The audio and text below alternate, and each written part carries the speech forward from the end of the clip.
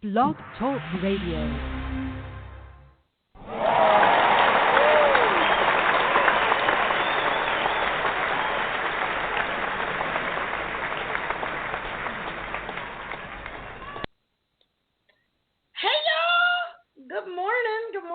Good morning. It is Saturday morning at 11 o'clock, and you know what that means.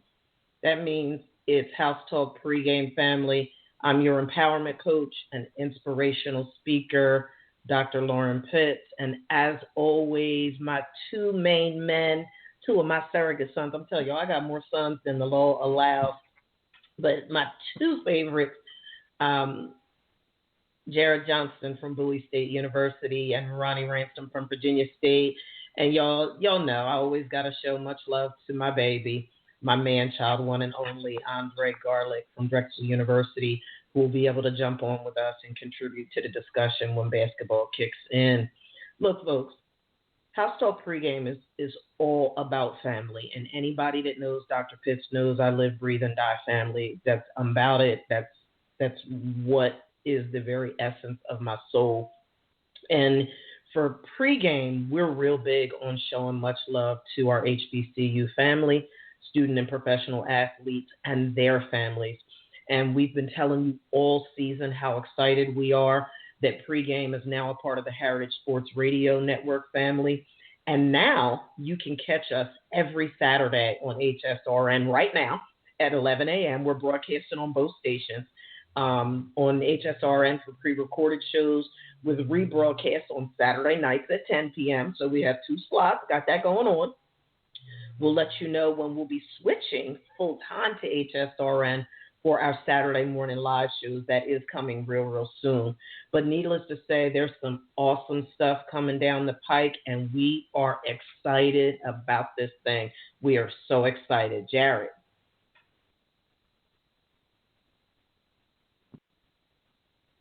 Jared is having some technical difficulties this morning. So look, folks.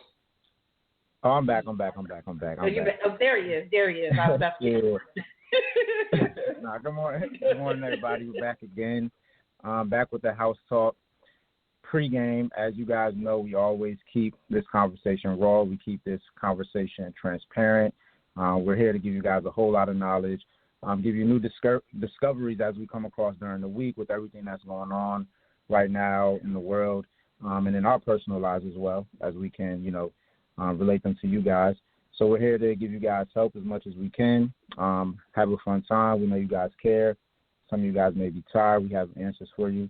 We're ready to optimize. You got it, Ronnie. Thank you, Jared. Good morning, everybody. I hope everybody's having a blessed Saturday so far. So, look, we love hearing from everybody. We love the engagement we've been getting so far. So, look, during today's show, we will be taking call-in questions and comments by simply dialing direct at 515-605-9744 or email your HBCU shout-outs, questions, or comments to htpregame@gmail.com. Back to you, Dr. Pitts. So, look, one of the things that we love to do here on pregame is because of my background as a couple marriage and family therapist and Ronnie's background as a mental health counselor, we are both, we're very, very big on making sure that our listening audience all across the nation and all around the world are educated and empowered where mental wellness is concerned. So because this is such an important issue, such a stigmatized issue in Black and brown communities all across the nation and all over the world, we do what we call a diagnosis of the week each week. And this week and next week, actually, this is how deep this one is in the athletic arena. We are touching on substance abuse disorder. This week, we're going to be looking at substance abuse disorder within the context of drug use and drug addiction and drug abuse. Next week, we're going to get into alcoholism. But the DSM-5 recognizes substance-related disorders resulting from the use of 10 separate classes of drugs: alcohol, caffeine, cannabis, hallucinogens, inhalants, opioids, sedatives, hypnotics, or analytics, stimulants, tobacco, and other unknown substances. That's kind of scary when you think about it, unknown substances, but okay.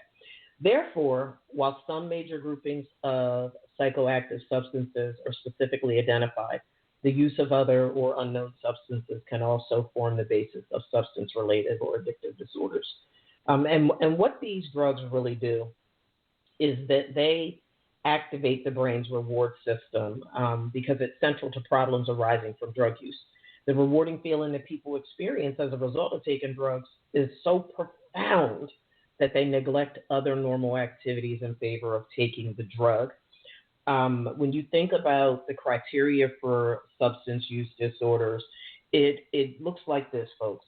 Taking the substance in larger amounts for longer than you're meant to, wanting to cut down or stop using the substance but not managing to, spending a lot of time getting, using, or recovering from use of the substance, cravings and urges, and this list is long, so I'm not going to go into all of it.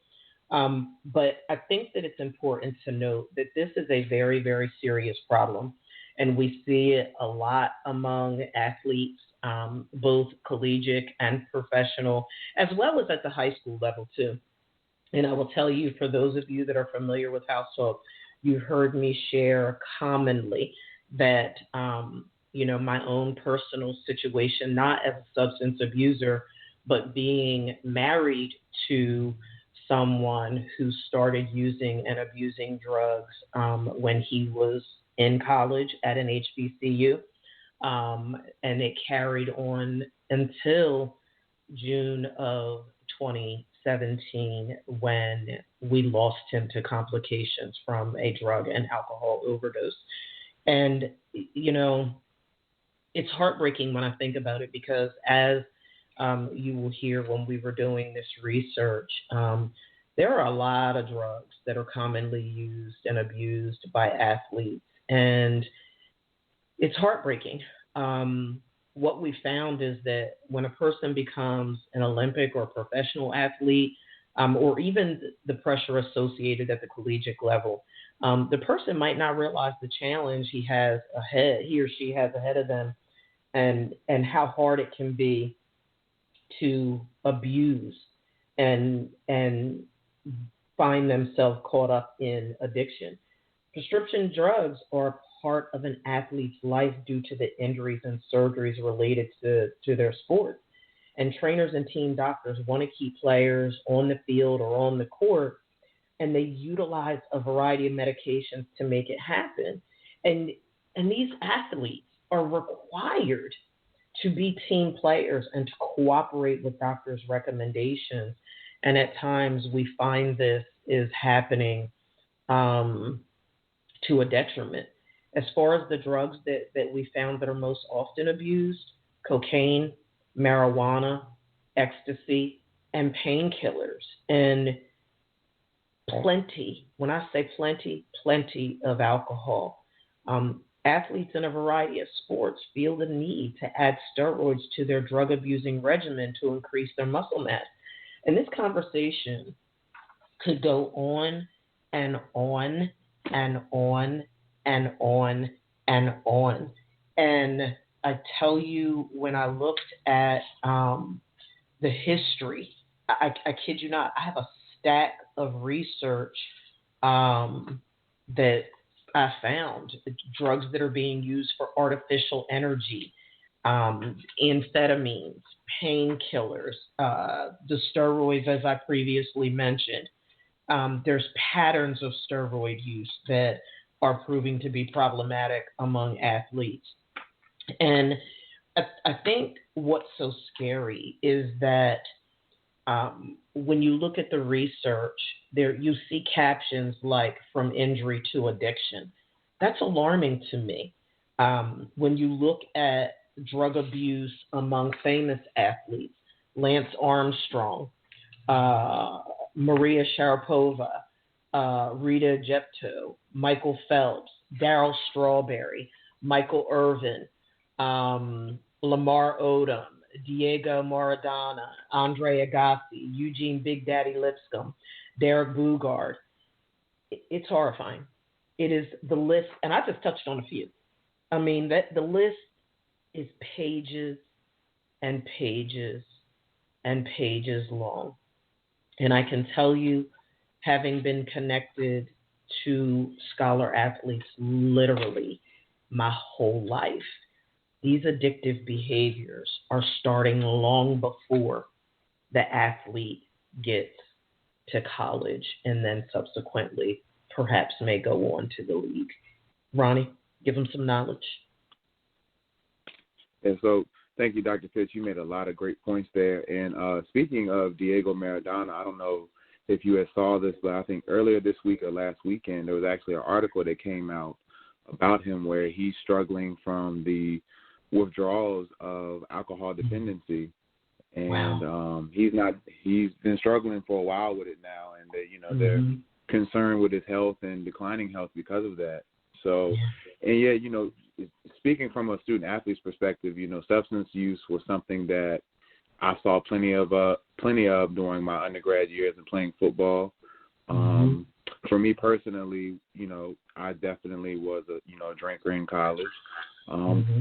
Part of that was mainly, social drinking and things like that, and just that. I'm a teenager, 19 years old, out on my own now. So, hey, I want to have a drink and stuff like that. But, I did have some teammates who, relied on it a lot heavier and also, did things such as marijuana and other drugs like that. So, it can be a slippery slope, between recreational and dependency. So some of the coping skills I want to talk about today for substance abuse disorder is, first and foremost, building a support system, and within that support system, accountability is key. Having people in your circle who, are there to help hold you accountable as you continue to learn and how to build yourself up to hold your own self accountable without, them being present all the time. That's first and foremost. There are things out there such as AA and NA meetings, which is Alcohol Anonymous and Narcotics Anonymous meetings. Due to COVID and things like that, and especially with the numbers increasing, I would find it hard-pressed for you to be able to find maybe an in-person AA or NA meeting. However, AA has meetings online via Zoom links that are free to join. They do them every single day, NA meetings as well. Of course, also seeking therapy, counseling, or having a sponsor for guidance and support. And if you did choose to, seek a therapist or a counselor for help, I know one of the things that we like to do with clients who have substance abuse disorders is what we call a relapse prevention plan. And part of the thing with recovery is, and Dr. Pitts can, attest to this as well, some substance abuse therapists, they go by the creed, relapse is a part of recovery. Because nobody's perfect. People make mistakes. They have bumps in the road and things like that. But at the end of the day, as long as you're remaining consistent with your progress towards remaining sober, at the end of the day, that's what counts.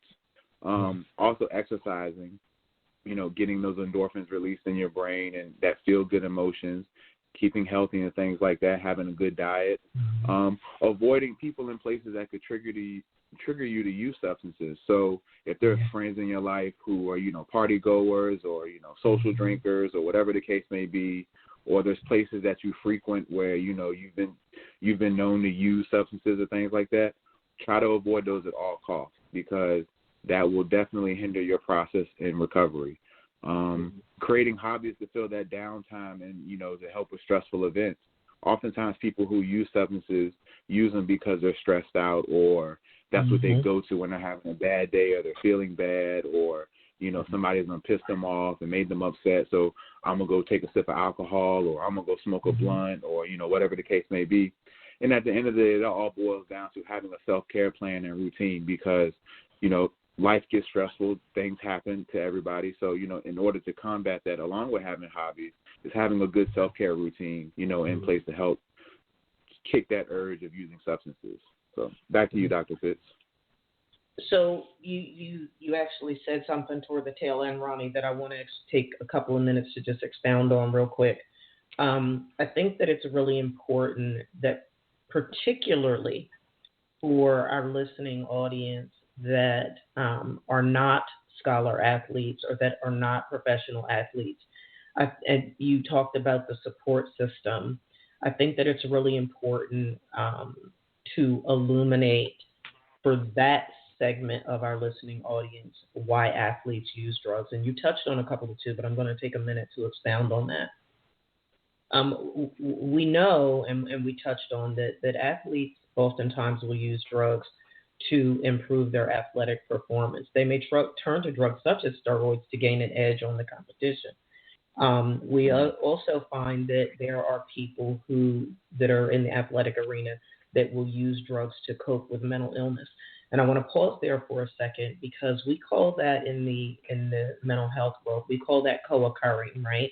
And what that means is somebody is coping with a mental illness and they end up using drugs because perhaps they might not like the medication intervention that their psychiatrist has put in place to help them to deal with their mental illness. So they turn to drugs because they feel like the drugs can help them to better manage their mental illness.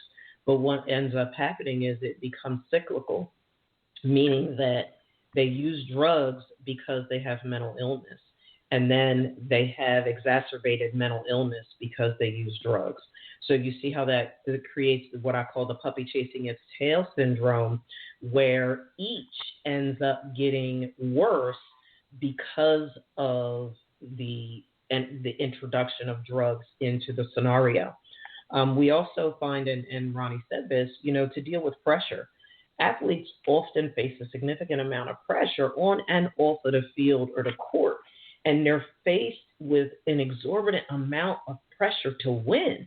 Nobody wants to play sports to lose, so there's all this added pressure to win, to improve performance, and to quickly recover from injuries. My fiance and I talk all the time. Everybody knows Dr. Pitts loves her Dallas Cowboys, and we were talking about how Tony Romo used to play injured all the time, but not just, Tony Romo. We were looking at the game with the Steelers the other day. I forget who the heck they were. Maybe they were playing us. Yeah, they were playing the Cowboys, and I was like, we got this game negative because Ben Roethlisberger carried his happy behind right on back into that locker room and came back ready to play. I don't know what they gave him, but can we all agree that he got something to help him be able to bite the board? Definitely got a numbing shot. You know what I mean? And to get through that pain. And before anybody goes there, I'm not saying Ben Roethlisberger has a drug problem, so don't nobody go putting words in Dr. Pitts' mouth. What I'm saying is that you all are given help to push through injuries so that you can play. Absolutely. And there's a lot of pressure to be able to do that. So, when you look at athletes who suffer physical injuries may use opioids and marijuana to deal with the pain, that could definitely lead to addiction when you guys are prescribed painkillers. And then also, and we've alluded to this in previous shows, that transition, right? That transition from life as an athlete to post-athletics. So we're also finding that athletes are using drugs to cope with retirement and life after their sport career concludes. And then to just deal with peer pressure. We oftentimes, people think that peer pressure is just, elementary school and high school. Nah, that's not the case. Peer pressure exists in the adult world too, and particularly where athletes are concerned. There's an estimated 67% of bodybuilders using steroids and 52% of professional football players using opioids, and up to 93% of college athletes that use and abuse alcohol, among other drugs that are just that they're turning to just to cope with life and pain and the pressure associated. So I thought that it was really important because oftentimes the support system, right? Let's face it, there's pressure.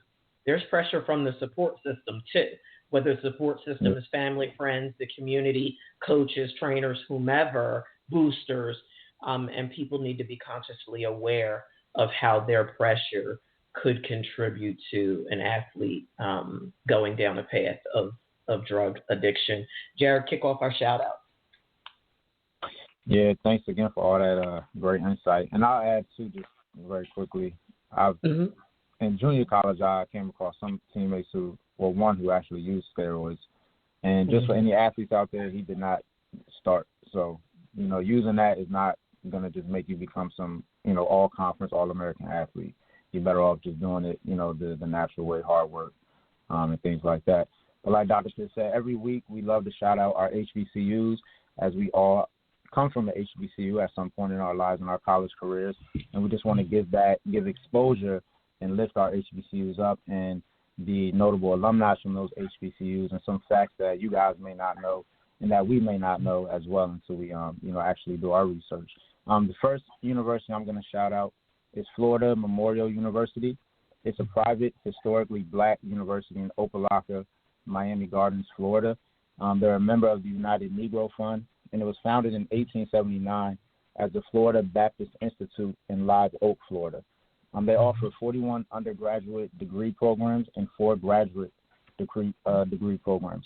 The university also offers pre-college programs to reach out to the surrounding community. They help more than 700 youth through the Lions Pre-College Experience Institute, where they delve into higher learning, physical fitness, dropout prevention, religion, financial management, entrepreneurship, and personal development for the youth in the community. When it comes to sports, they compete in the NAIA and the Sun Conference for all sports except football, which competes in the Mid-South Conference in the NAIA. So notable alumni, Barrington Irving Jr. In 2007, he became the first and youngest black pilot to fly solo around the world. Harry T. Moore, civil rights activist, educator, and leader of NAACP in Brevard County and in the state of Florida. Unfortunately, she was assassinated in 1951 on Christmas night, for her work that she was doing for the, community. And then another alum, he's not an alum, but he was actually a part of the faculty of the school, which is pretty interesting. James Weldon Johnson and his brother, J.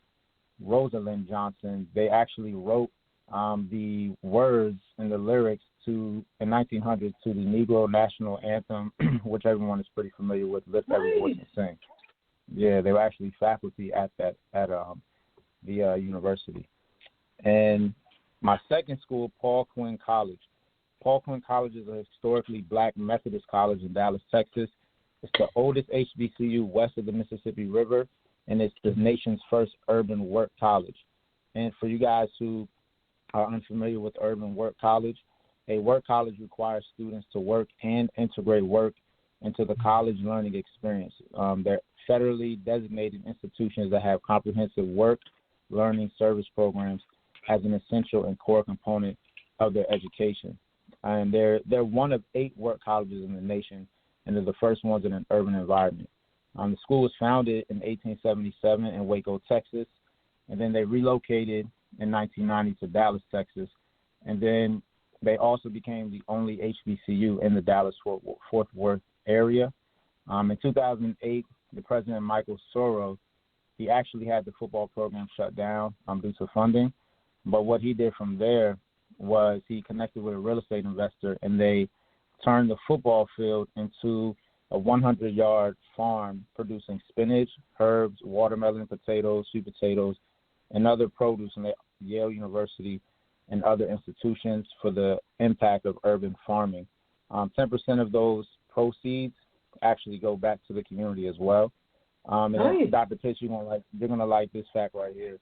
But a study done in 2013 showed that the farm on that campus produces about 17,500 pounds of food for the AT&T Stadium during the 2013 Cowboys season. Yes. So they were fueling you guys for Sunday and everything like that. Right. And then the school is business casual outside of the dormitory. You cannot wear gym shoes, flip-flops, pajamas, anything like that. A shirt that's not collared as well.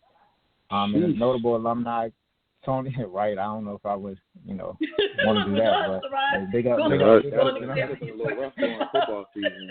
I know, right? But the notable alumni, Tony Rhodes is a member of the Texas House of Representatives, and Andy Cooper, Negro Leagues pitcher who was inducted into the Baseball Hall of Fame in 2006. So those are my two shout-outs. A lot of information I never even knew, so I know you guys definitely could get some info for that. We're resourceful. We are a resourceful people. Like, you go from a football field to a 100-yard farm kicking out mad vegetables. Mm-hmm. Like, okay. Exactly. Wow. Feeding the Dallas Cowboys. Nice. Ronnie, you go ahead. I'll go last. All right. So the first college I'll be doing is Livingstone College. Livingstone is located in Salisbury, North Carolina. So Livingstone College was founded as Zion Wesley Institute by a group of AME Zion ministers, purpose of training ministers in the Cabarrus County town of Concord, North Carolina in 1879. However, just after 3 semesters, the school closed down. In 1881, Dr. Joseph Charles Price and Bishop J.W. Hood changed their roles as delegates to the Incommunal Conference and became fundraisers with the mission to reestablish Zion Wesley Institute. The Rowan County town of Salisbury, just 20 miles northeast of Concord, gave the trustees a generous donation of $1,000 and an invitation to relocate the school in Salisbury. They accepted both gifts, and the college reopened in Salisbury in 1882 with Dr. Price as the president. The school changed the name to Livingstone College in 1887 to honor African missionary David Livingstone. The first group of students to graduate included 8 men and 2 women, who became the first 2 black women to earn bachelor's degrees in North Carolina. Nice. Alumni include Ben Coates, who played for the New England Patriots for 10 seasons, and Quanera Hayes, who is an American sprinter specializing in the 400 meters. She recently won bronze medal at the 2016 World Indoor Championships. Oh, nice. The next school I'll be shouting out is Central State University, located in Wilberforce, Ohio. Central State began as the combined normal and industrial department in 1887, which was a branch of Wilberforce University.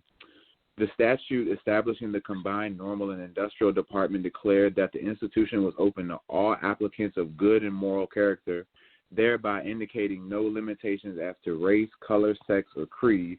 It was clear, however, that the department and its successors were designed to serve the educational needs of African American students. Although this department operated as a part of Wilberforce University in most respects, a separate board of trustees was appointed to govern the state finance operations. In 1941, the department expanded from a 2-year to a 4-year program, and in 1947, it legally split from Wilberforce, becoming the College of Education and Industrial Arts at Wilberforce. The name was changed in 1951 to Central State College, and in 1965, the institution achieved university status. Alumni include 3rd District Congresswoman of Ohio Joyce Beatty, Omarosa Newton, who was in the show The Apprentice and was on our, 30 People's President's chief, one of his staff aides, and then former NFL DN Hugh Douglas. Oh, wow. I also saw that Central State University had about 10 players in their football program's history who were drafted into the NFL, and 21 players total who played in the NFL. So shout out to Central State University and Livingstone College. What division do they compete in again? They compete in Division II. They're in the I want to say they're in the SEAC conference. Okay. Right. So I'm shouting out Bluefield State College in Bluefield, West Virginia, which I was blown as I was doing the research on this school. So they were founded in 1895 as a high-graded school for African-American youth. They are the only non-residential 4-year college in the state system. And this was what blew my mind. Even though it maintains its federal status as an HBCU, the student body breakdown is less than 13% black. It's over 80% white. I was like, okay. And here's the look, right? But here's the tag. They are known as the whitest HBC, historically black college in America. I'm like, okay. They're a private Christian college, charter member of the Appalachian Athletic Conference, AAC, and a Division II member of the National Association of Intercollegiate Athletics, NAIA. They have men and women's basketball, baseball, softball, tennis, and cross country, men's golf and wrestling, and women's volleyball. They had a number of notable alumni. They kicked out a lot of politicians, a couple of community activists, but there's one in particular that I want to mention.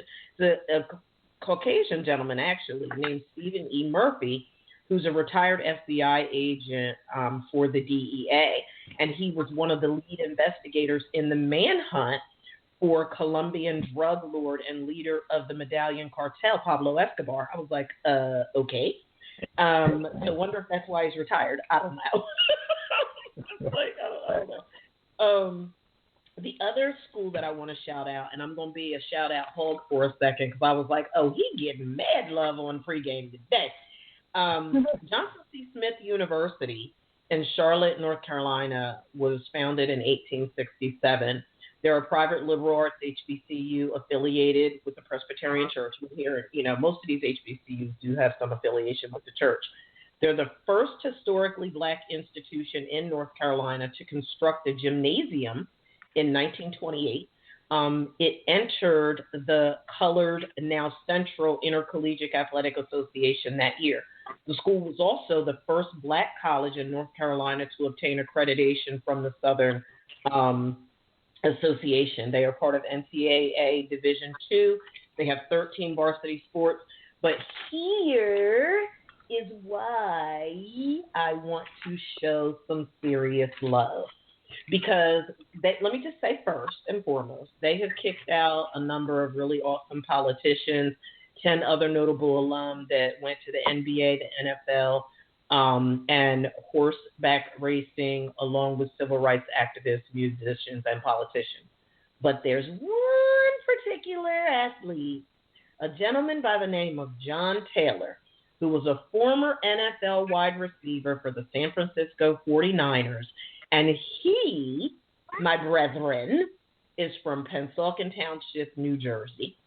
He graduated, which is, for those of you who don't know, Pennsauken is right outside of Philadelphia. So for me, you go straight up I-295 to 676, and it's literally right outside of Philly off of the Ben Franklin Bridge.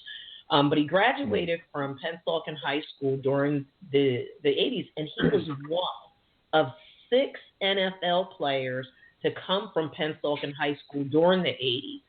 He was the member of 49ers teams that won Super Bowls 23, 24, and 29. And here's why I wanted to give him some serious love. Because guess what, y'all? Johnson C. Smith University didn't want him to play football. He was unsuccessful in his attempt as a walk-on at Johnson C. Smith, and he transferred to Dell State. So here's where I'm going to be the shout-out hole. Because look, I'm going to shout him out real good since he's fellow Jerseyan. Taylor unsuccessfully attempted to walk on at Johnson C. Smith University. He transferred to Dell State the following year and was able to make the team. Here you go. Y'all ready?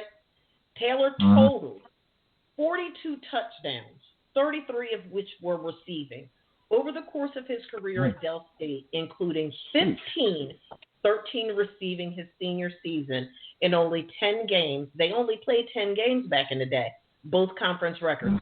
He caught 10 touchdown passes in both his sophomore and junior seasons. He's tied with kicker David Parkinson for most career points, 254 in the conference. His 223 receiving yards in one game is also a conference record, and he has the 2 longest receptions in conference history, 97 and 93 yards.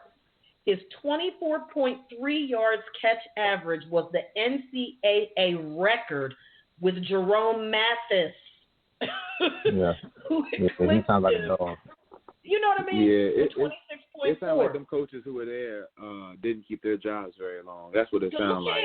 Look, Johnson C. Smith want to do over like a mug, right? I'm like, okay, but look, it gets better. He remains the most dominant and famous player to ever come out of the MEAC, the Mid-Eastern Athletic Conference. He was named MEAC Offensive Player of the Year in 1985 and All-MEAC First Team in 84 and 85. And look, I'm going to give him some more love and touch on his NFL career. Because when I say this brother's a beast, I know dude from the Seahawks, they call him Beast Mode. No, Taylor a beast for real. Taylor was drafted by the 49ers in the third round of the 86 NFL draft with the 76th overall pick. He was ranked by ESPN as the 25th greatest NFL draft steal of all time. He played for the 49ers from 87 to 95 and was an exceptional counterpart to Hall of Fame teammate Jerry Rice. You think? And on and on and on, including catching one of the winning passes in one of the Super Bowls that they won. It's like, I knew the name sounded familiar. I was about to say he was part of the catch. Johnson C. Smith, Dr. Pitts love y'all, but y'all dropped the ball on that one. Yeah, they messed up. They dropped the ball big time on that one.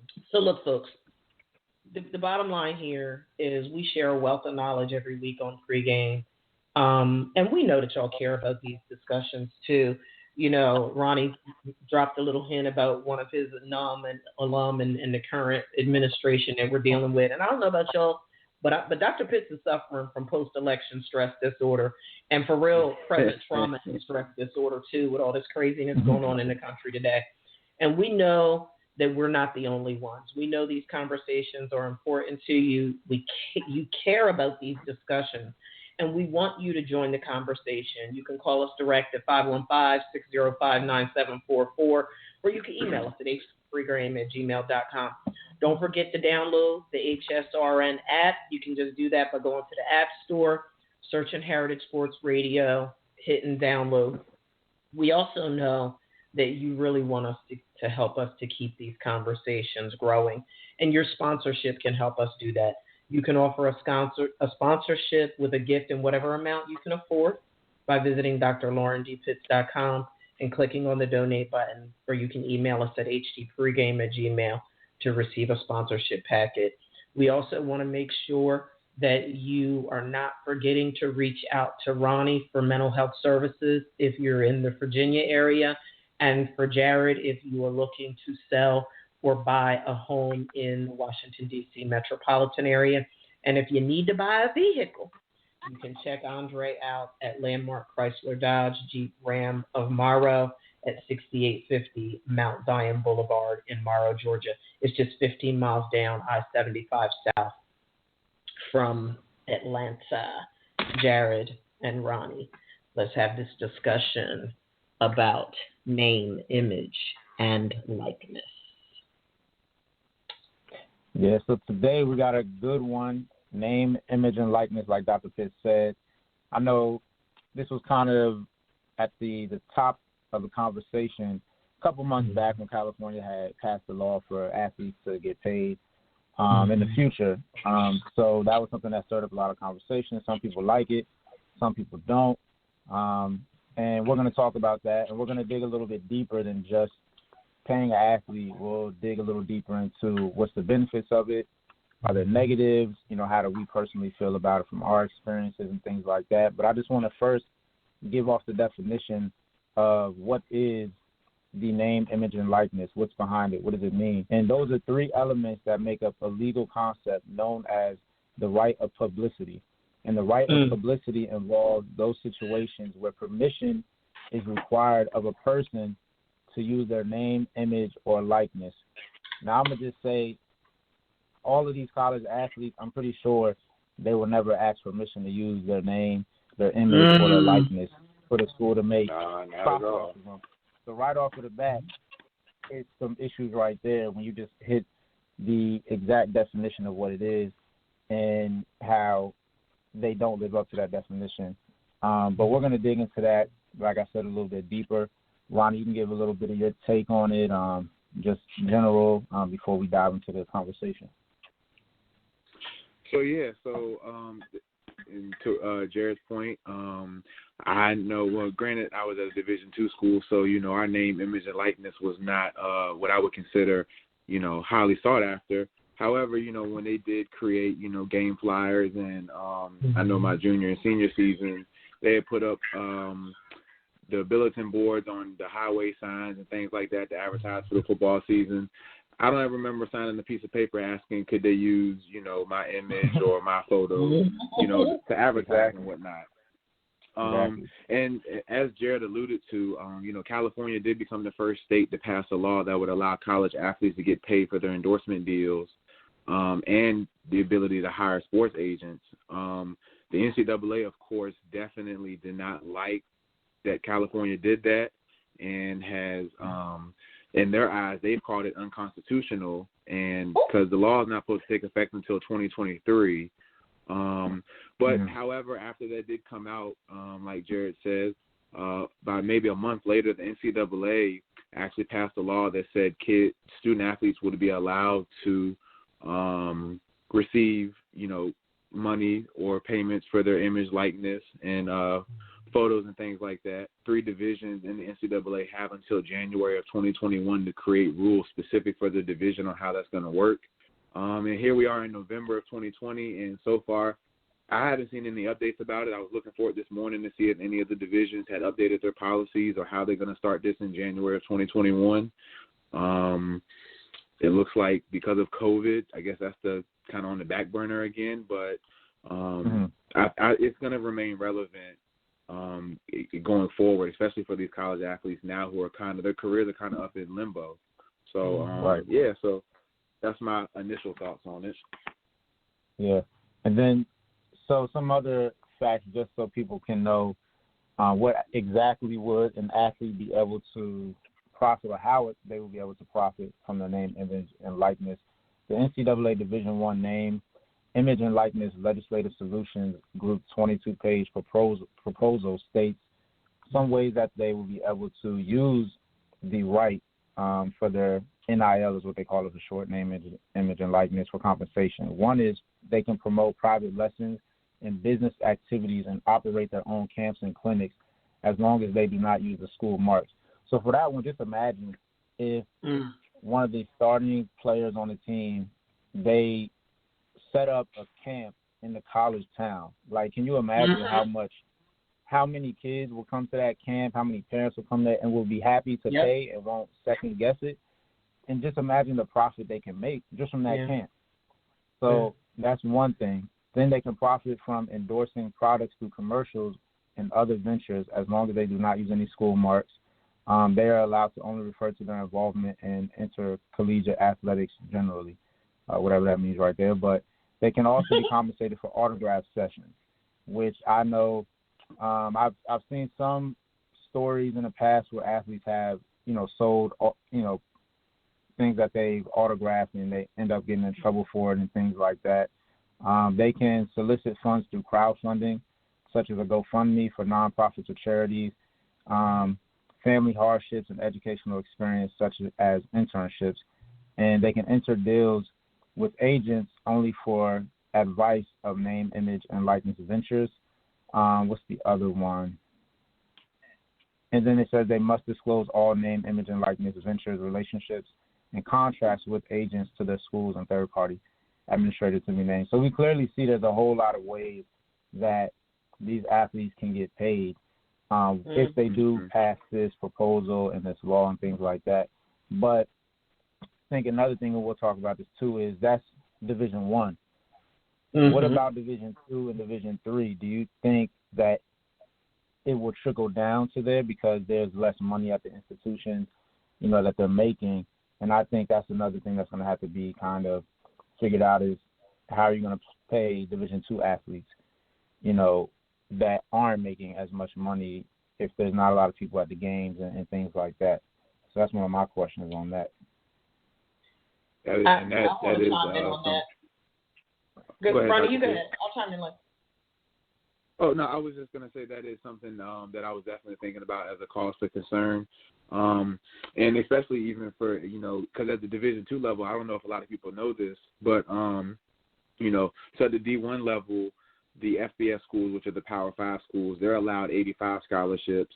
FCS schools, which is Division I AA, they're allowed, I believe, 75 scholarship athletes. But when you get to D2 level, you're only allowed 35 scholarship athletes per team for football, for example. But not all Division II schools can afford to have 35 scholarship players. So you even have Division II schools where they have the full allotment of scholarships, and then when you have like most HBCUs, they can only afford to have 5 or 10 players who are all full ride scholarships, and they have to split the scholarships up amongst the rest of the players. So how do you even then at that point, address that? And there's, most D3 schools, I believe, some of them are public, but I believe a good majority of them are private schools. So private schools probably, they might do that a little bit differently. But I think for HBCUs, I think, to help combat that and to help with that, I think, having like maybe the Aspire Network who does show HBCU games each week, and maybe even BET, a large Black-owned television company starting to, make TV deals with these HBCU conferences. That would be an initial suggestion to think about. What do you have, Dr. Fitz? I think what you said is spot on, and I think that what we've talked about in previous shows about us being able to step up our giving to our HBCUs so that we are comparable to the booster level. Because, you all as scholar athletes have played in numerous games throughout your athletic careers. I've attended hundreds upon hundreds of HBCU games throughout, literally as a little kid, teenager, adult, and I mean, just hundreds of games. And having attended an HBCU and working on an HBCU campus, I can tell you, even in the rain, I never attended an HBCU game that wasn't packed. So, and I'm talking standing room only. I'm talking campers outside the stadium, I'm talking packed. You hear me? So when I think about the monetization of this whole experience, I truly, truly believe that we have the ability to increase our giving in a way that we are able to see huge impacts. And then I'm going to keep saying it, again, nothing against the Division I schools, nothing against, the schools that are predominantly Caucasian schools. I'm not suggesting that that's an issue. What I am saying is that we have the ability. So where football is concerned, we know that 75% of the league are Black and brown athletes, right? As far as the NFL goes. So what does that look like at the collegiate level as far as those demographics? I'm not sure. But we do know that when we turn the games on, there's a lot of Black and brown players on these games that are airing today and during the week, right? If those players shifted and went to HBCUs, we know that the recruitment will follow, as will the fanfare. It doesn't seem like rocket science to me. It's a matter of shifting the mindset. And when you talk about, and we've had numerous conversations about one of the primary motivators to going to the league is to be able to provide for one's family. Well, what would that look like if they were able to, as you all stated so well, if they were actually signing documents saying that it was okay to use their name, likeness, and image, and they were actually getting paid for the additional camaraderie that comes as a result of them attending HBCUs instead of a D1 school. The money follows. The money comes. Yeah. Yeah, the money comes. That's the least, part people need to worry about. Them, like you said, the money's going to follow.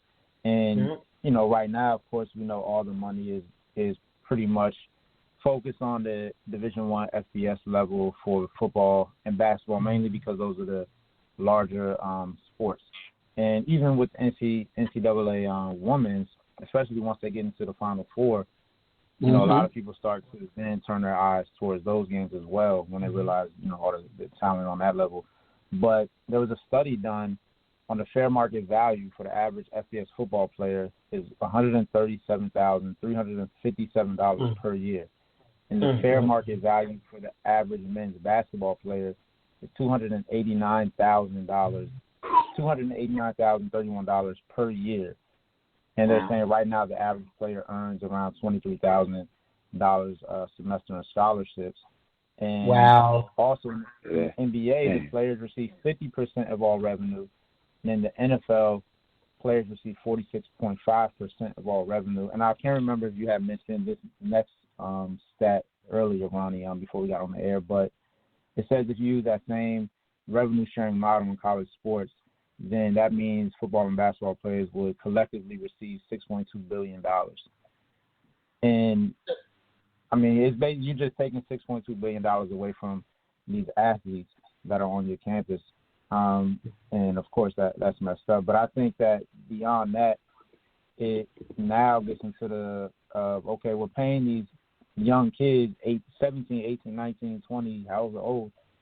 What happens once we are able to be compensated for our image and our likeness? Where is that money going to go? Who's going to be in control of it? Do we have access to all of it up front? Is it an installment? That's a whole another thing that I think has to be thought of too. Like, what's y'all take on that? I'd like to take a crack at that first real quick, Dr. Pitts. And I'm glad you brought that up, Jared, because that's something I had written down in my notes as far as, like, how athletes should get paid. And I'll be honest with you, this is a topic that I've, had this conversation with, many friends over the years when this has been brought up. I personally feel that, maybe there shouldn't be an investment account set up for players, that they can access that money once they leave school. Now, if you go professional, maybe, it's a stipulation where that money stays in that investment account until you complete your degree, even if you go professional, just to make sure you have a fallback plan. But I just feel like if those players were to get that money while they were playing, I think it would change the dynamic of how college sports are viewed. It would just be like a farm system for, the professional league, almost like how baseball has a farm system. And, and I think that will really take the spirit and the, the excitement out of college sports, because just the fact that these players play at such a high, the Division I players that are on national TV every week, they play at such a high level and they're highly skilled and highly talented. And the games are exciting, especially when you get to championship season and especially March Madness.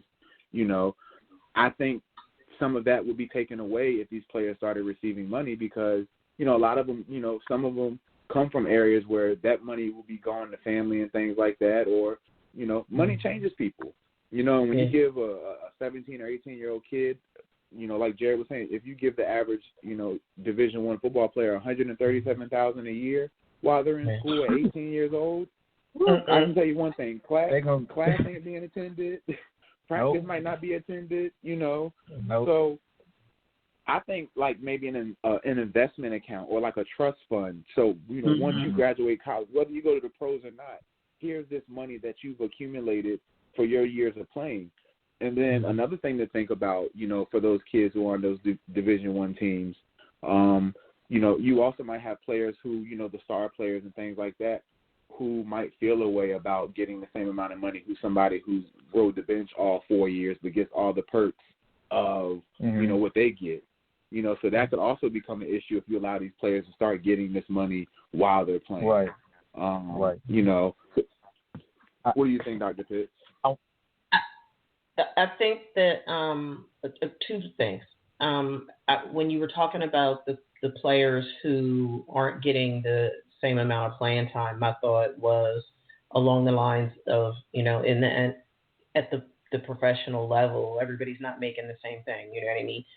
The quarterbacks are not making the same amount as the wide receivers, and dependent upon what string you're on for your team is going to contribute to what your wage should be. And I think that if that same approach is used to divvying up the money, but I totally agree. My thought was a trust fund account needs to be set up. I think that a possible option could be where there is a a limited amount. It doesn't have to be the equivalent of minimum wage, but I think that, paying someone some degree that allows them to not have to eat oodles and noodles every day, but that's not such a large amount of money that it jams them up and gets them in trouble.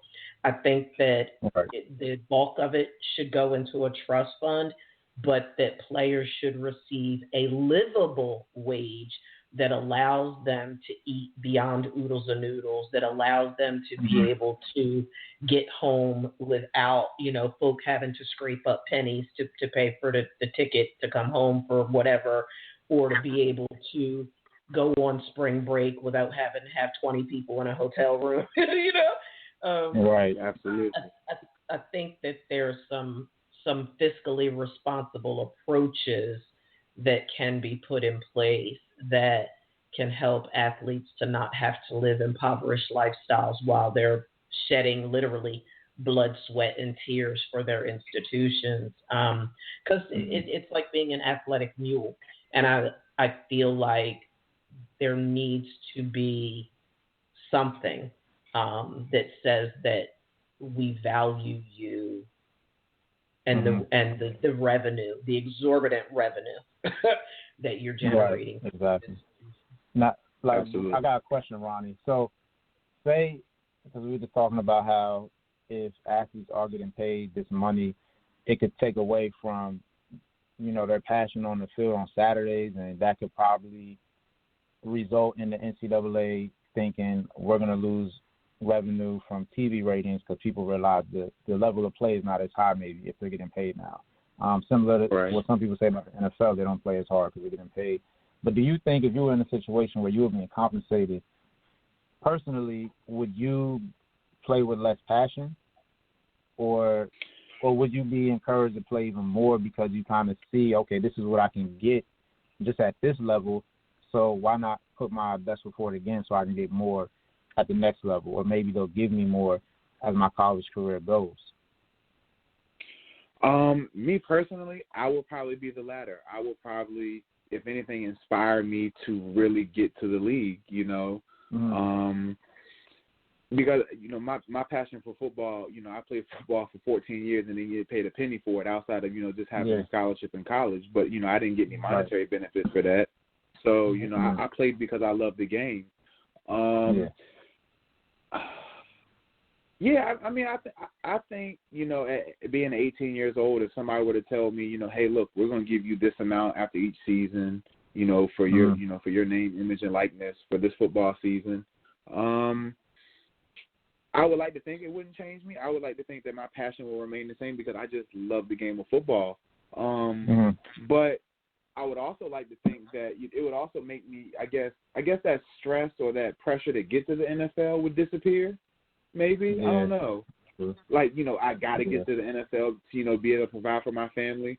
Well, if I'm making if I'm in a D1 program making a substantial amount already, I can kind of take care of that now. So maybe my passion would grow because I don't have that, monkey on my back of having to worry about that. That would be a good thought. I think, like, for me, I think it's the same. I would imagine and hope that my passion wouldn't change for it or anything like that. And I think on the field, in the midst of it, as athletes, I don't even think we will be thinking about it. You know what I'm saying? At practice, at a game, the field, you would think about it. So I think when it comes on the field game day, I think I would still have that same passion. I don't think I would, like, lessen my work ethic, in the off season and thinking, I got this guaranteed money and, things like that. I would hope I wouldn't do that. And then that's another thing, with that money that's being paid, I think you got to look at it like, is it guaranteed? If an athlete gets injured, does it affect their pay if they get injured for the season? Are they now getting paid less? Because right now you're not bringing any money really to the college or the institution. So it's a whole lot of stuff. Too. And like when you were talking about putting money into investment funds, I like that idea also, like putting it to the side just in case they do make it or they don't. At least, we know as former, graduates and trying to go get a job or whatever you're getting into, it could take some months before you actually land something. So, like, having that nest egg can help alleviate some of the pressures. Instead of going into drinking, like we were talking about earlier, substance abuse and things like that, it kind of gives you a little comfort level. And that's my take on it. I definitely agree with that. And then also, if they are giving money, educate these students on where they can put that money, in other investments. If they teach them about stocks or, things like that will be a great, aspect too. Absolutely. Real quick, Dr. Pitts, because I know you're ready to jump in, but just for our listeners to give them a perspective of, when we're talking about these athletes getting paid. So I just wanted to, and this is a top-end example, but I pulled up the numbers for the annual revenue for Alabama University's football team. Just last season alone in 2019, they made over $164 million just off of football revenue. That included ticket sales, merchandise sales, concession sales, season tickets, the whole 9 yards associated with Alabama football. $164 million. They have 85 scholarship football players on their roster. So let's say the NCAA said, well, a team like Alabama, they get a TV deal with the SEC and things like that. So the players negotiated a 3% split of the revenue with the football team.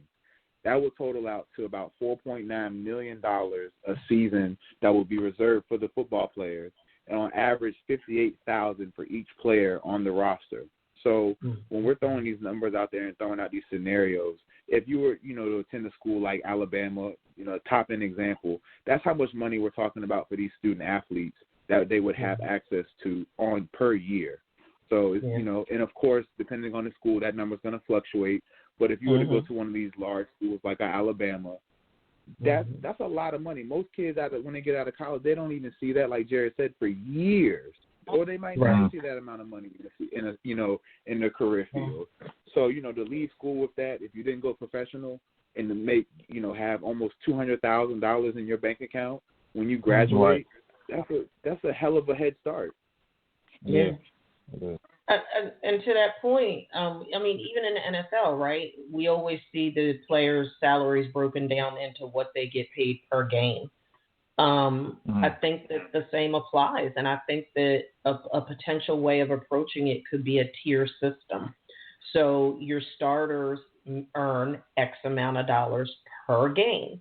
Your, the other players, even though they may not play, there could potentially be a base livable wage that they can, have access to. And I want to know what you guys' take is on this, because we talk a lot on pregame about players that come from really, really, really humble beginnings. And some of these players are coming from extreme impoverished situations. So when you think about the pressure that is placed on individuals from growing up in poverty and lack their whole life, yes, we absolutely have to have a system and measure in place, particularly for the Black and brown athletes. We have to have system and measures in place that help these young people manage this money properly. And truth be told, we hear some horror stories about professional athletes too now. So let's not get that twisted. Going pro don't mean you learn how to manage money. There's a whole lot of athletes out there that are freaking broke that shouldn't be. Absolutely. But I think that it's important to note that the amount of pressure that can be eliminated from not having to be impoverished while one is in college, the pressure that can be eliminated from all of the hardship that goes on back at home that weighs on the athlete's psyche while they're away at school, that to both of your points, I think that if it's managed properly, it could serve as a motivator to maintain excellent performance on and off the field or on and off the court, that could prove beneficial and a greater win-win for everybody. I think that it's definitely something that needs to be given some in-depth consideration, because let's face it, poverty is very taxing on one's mental well-being. Not knowing whether or not you're going to have enough money to eat or to keep your lights on or to go to the doctor or to get home if somebody dies or is gravely ill. There's financial stability brings a degree of freedom and peace of mind that we just don't see when one is experiencing poverty and lack. And I would like to think that it could be managed in such a way that, particularly for some of these players that are coming from these gravely impoverished situations, that it could alleviate a great deal of pressure on them, and they would have greater freedom to really, really, really be stellar athletes without having to worry about clothes, food, and shelter. And we didn't even get into those athletes, the black and brown athletes that are coming to college with children. Yeah. I think that could, like, going back to the whole, passion over pay, things like that, but I think that could actually, in some situations, make them perform better. Like you said, it alleviates the stress and things like that, so you might see an uptick in their performance. And also, with the whole concept of being compensated for your image and likeness and name, there's also responsibility that the athletes have to take on, too, to make it work, because, we can all harp on they should be compensated all day, but, I mean, I know I had a teammate before. He went to University of Liberty University in Virginia, Division I, and he told me that they were getting paid $600 a month, like a stipend. So there's some schools that do get these stipends, and I remember a while ago I would see some guys at like the big schools like Ohio State. They go to college, and when you see their pictures on Instagram, you would think that they're in the NFL. You know what I'm saying? They have the freshest name brand clothes. They got the Louis belts. They got the watches tatted up. And I mean, sometimes on college campuses, some people, because of who you are, they'll give you free tattoos. But a lot of times you're paying for it. So we got to think about, okay, even the little money that they're getting, you just got to be smarter and put that money towards things that are a little bit more important, even though, they're young and things like that. But I think that's also can be devil's advocate, by them passing this bill. Potentially they can use it as an example and say, look, this is what they're using this money for. This is exactly why we don't want to pay them. Let's, get rid of this bill. That's another thing we got to think about too. Valid argument. The preparation of the student athlete before the money even starts hitting their bank account is first and foremost. Absolutely. And to both of y'all's point about, to your point, Dr. Pitts, about having a tiered pay system, it was making me think, Jared, can you imagine, like, we were at a D1 program, and let's just say, for example, you're the starting quarterback, and so since you're the starting quarterback at a D1 program, if you break it down by game, you're getting, let's say, $8,000 to $10,000 a game, but the second string quarterback is only getting $1,000 to $2,000 a game. Can you imagine the level of competition in practice? Because if there's that big of a pay gap between games, between first string and second string, I'm coming for your neck every week. That would be on a whole different level. Practices would be like games. That would be the game might be boring, but practice would be lit. Like, I can only imagine. That's just me being a competitor, thinking like, yo, if you're making that much more money than me being a starter, oh no, you got to see me. You got to see me every week. Yeah, like that's and another point that it just came back. Isn't that how it is in the league? You can't tell me that in the NFL and the NBA and the MLB, the folk are sitting on the bench being like, yo, I hope this cat get hurt. They're might not really be saying that, but folk be on the ready, right? I think it's and this is just pure speculation, because I was never in the NFL process, so I'm just speaking from pure speculation. But I would think that the NFL, because of because of the draft system, and they got your first, second, third round players, I think the perception is like, the higher the draft round, the better the player. Of course, we know there are, exceptions to that rule, plenty of exceptions to that rule. So I think maybe that might also, I'm pretty sure the competition level is extremely high in the NFL. Don't get me wrong. It's every person for themselves. But I think the coaches also have a little – I think the coaches also have a weigh in on that as well. Because if I've made this investment in you, drafting you a high pick, I'm definitely gonna give you a lot more chances than somebody who was, seventh round pick or undrafted free agent. And they could be competitive, they could be the most competitive person in the world, but because of where you got drafted, your opportunities are so little compared to somebody who was drafted in the earlier rounds, where they're more understanding and more willing to be vulnerable. I feel like at the college level, I feel like that competition is a lot greater because it can literally change week to week. I've seen where All-Americans get benched because their backup is better than them. Right.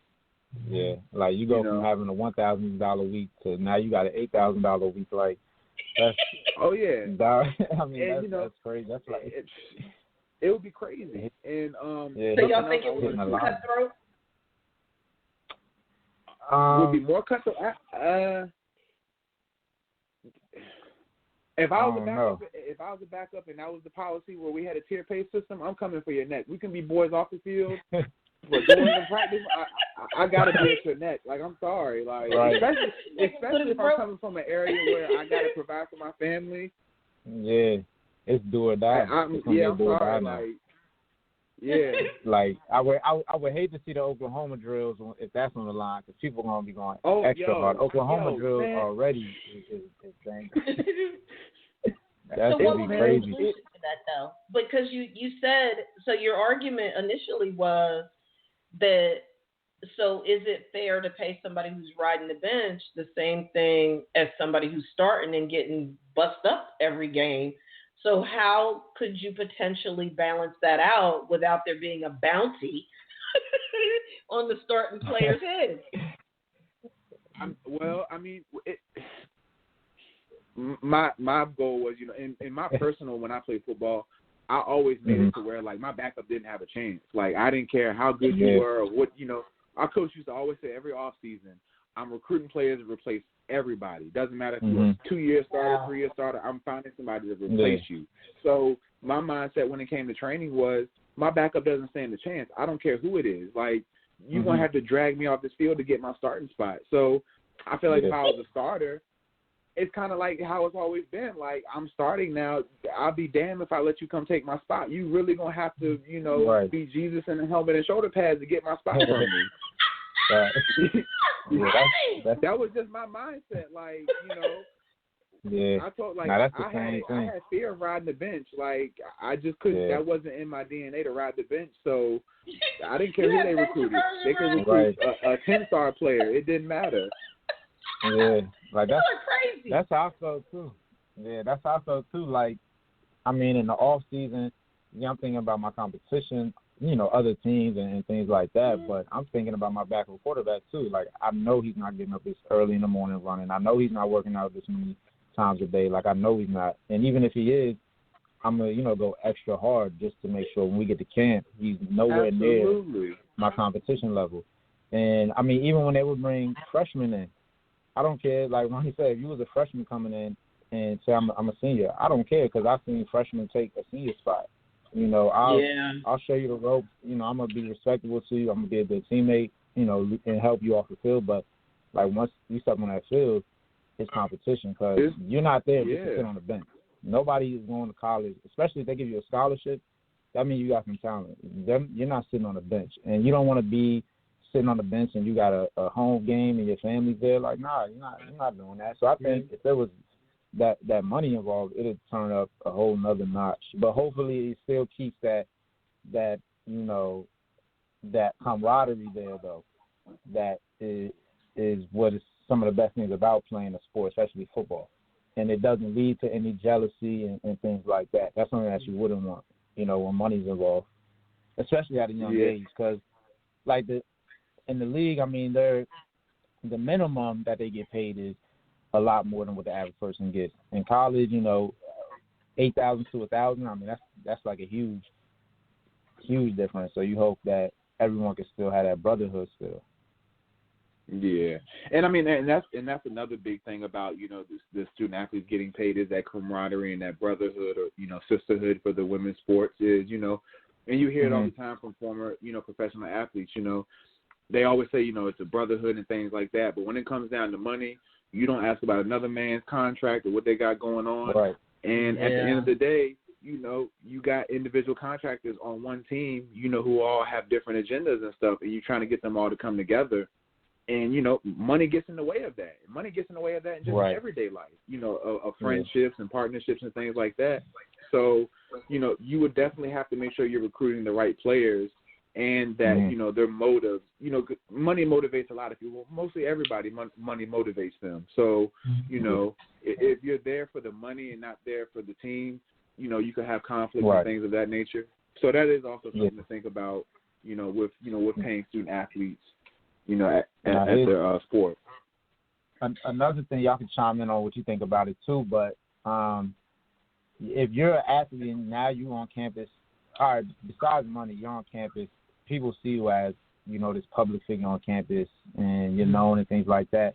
Well, do you think that it can threaten the student athlete's safety if, with the general population or even those that are outside of the campus that may come on the campus, if they know, okay, now you're getting paid money and I have direct access to you, I see you every day, or I know where you're at, on college campus, do you think that can affect the student athlete's safety? Heck yeah, because that's a wood mentality right there. Right. Folks will hurt you about some money.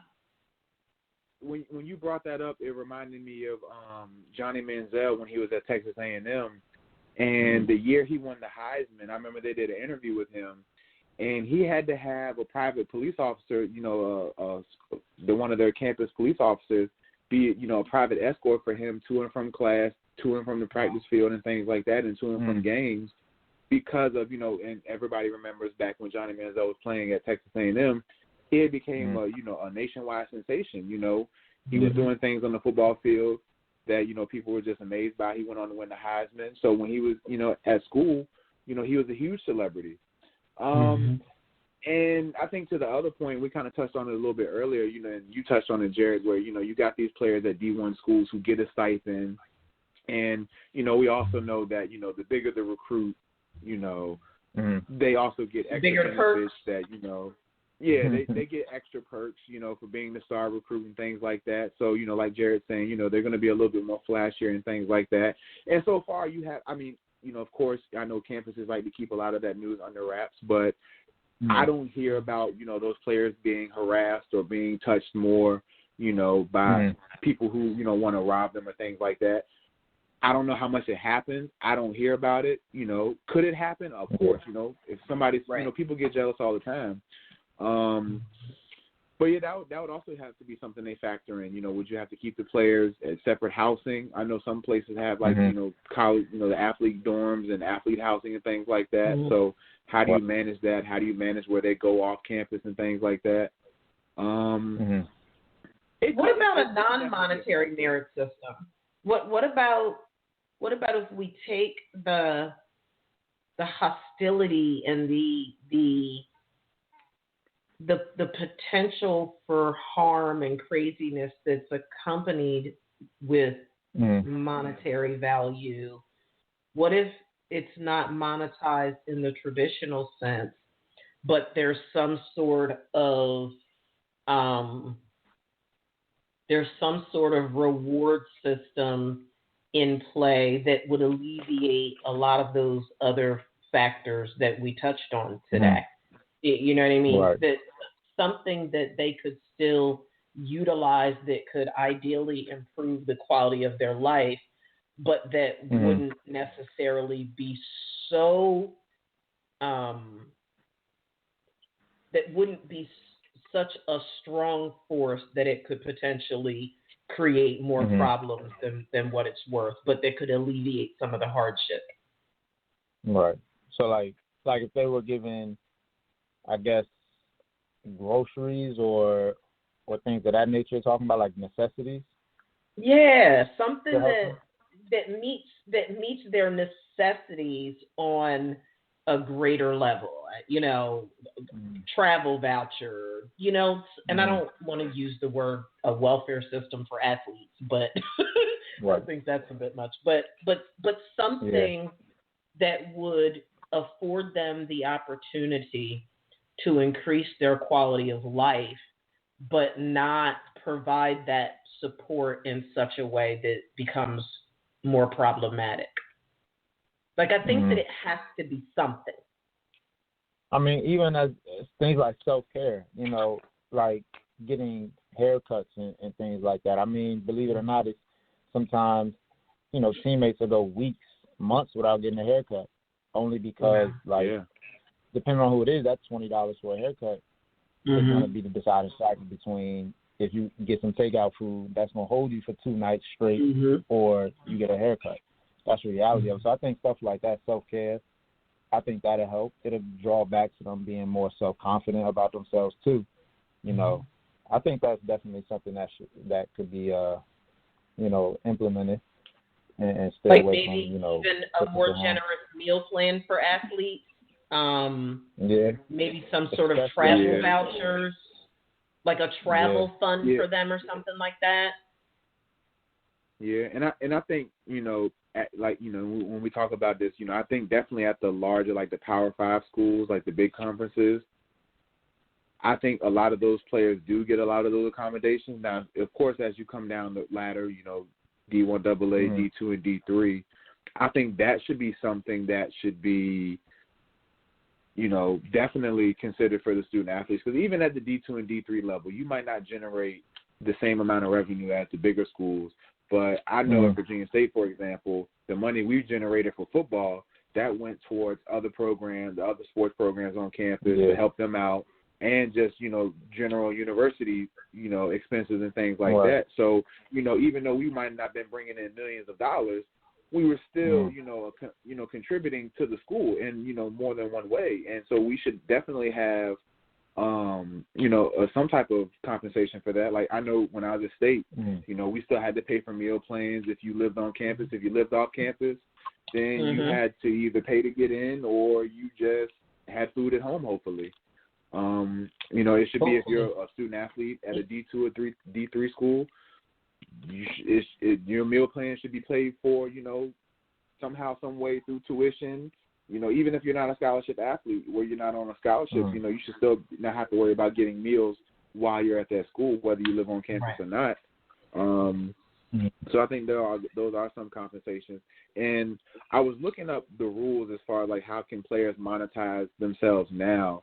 I couldn't confirm it, but what I did see was, because I see this a lot with track athletes in college. Well, they'll sell their, their track spikes or their jerseys and things like that. So what I did read was, if you're an NCAA student athlete and you decided to sell merchandise, the sale couldn't be for over $100. It could be up to $100, and then part of that would have to be donated to a charity.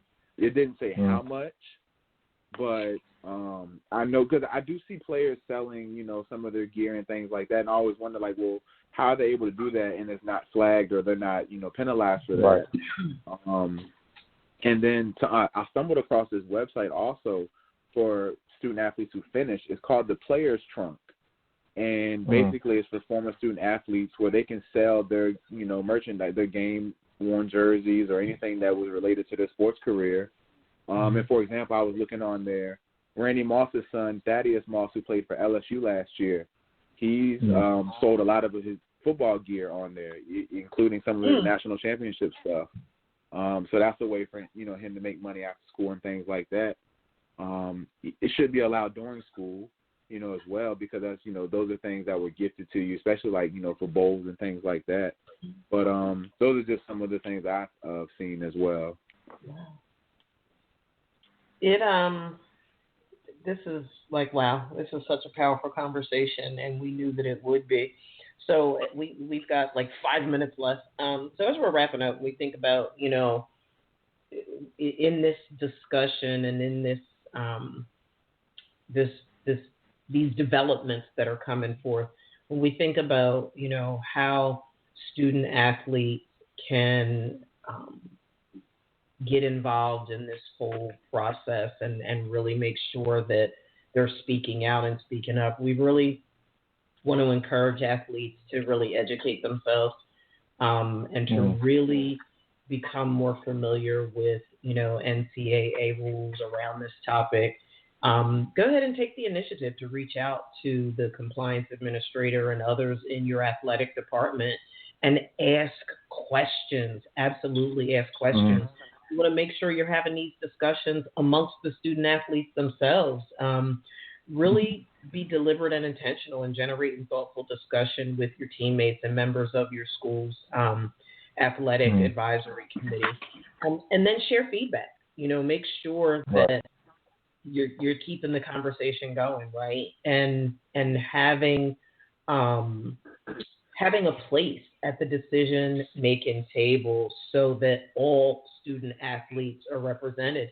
And then, stay in tune, stay tuned in, stay plugged in, pay attention to what's going on around this topic, because as each of you said in the beginning of the show, nobody ever asked you to sign a darn thing. So I think that, that speaks to the very essence of what pregame is all about, educating, empowering, and liberating our student athletes and even sharing some knowledge with our professional athletes, because I think that it's very important for them to stay a part of these discussions. I mean, certainly there are tons and tons and tons of current athletes and former athletes that are heavily involved in community engagement. They're running athletic camps. They have all types of philanthropic efforts that they're involved in, and they are going above and beyond the call of duty to make sure that these younger athletes are well informed. But I will always maintain there's room for growth, right? There's room for improvement, and I think that we have to keep these conversations going. I think that we have to remain diligent in stirring the pot so that all of those that think that they have all the information can come to realize that there's still more information to be had that can serve as a conduit, if you will, to improve the athletic journey from high school all the way through college and perhaps to the league. If they go. And I just want to chime in on another resource. How they can get involved. A website, www.ncpa, which is the National College Players Association. So it's ncpanow.org. It's actually a nonprofit advocacy group that was launched by UCLA football players, and it serves as the only independent voice for college athletes across the nation. It has updates on everything that we talked about, the bills and things like that. So that's one way you guys can keep up to date on what's going on and how it affects you, as a athlete or, as a parent of a student athlete. I think that, it's all about information, right? It's all about making sure that one is deliberate and intentional in staying aware. I just wanted to close us out today. Another great show, gentlemen. We started the show with the diagnosis of the week talking about substance abuse. And for anybody that may be struggling with substance abuse that needs to get additional information for treatment, referral, and information, you can call the national hotline at 1-800-662-4357. Again, that's 1-800-662-4357.